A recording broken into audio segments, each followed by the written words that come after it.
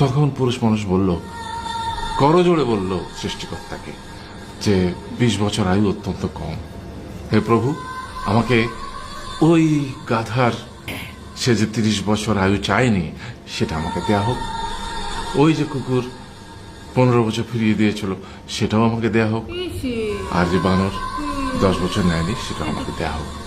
20 বছর অত্যন্ত কম, আমি দীর্ঘদিন বাঁচতে চাই।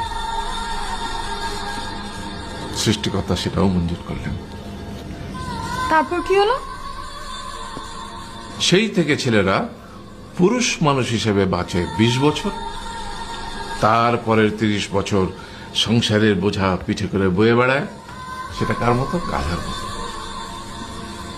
তারপরের 15 বছর সে তার ছেলে মেয়েরা যা দেয় সেই রকম ঠিক কুকুরের মতো উচ্ছিষ্ট খেয়ে বাঁচে। আর তারপরে বৃদ্ধ বয়সে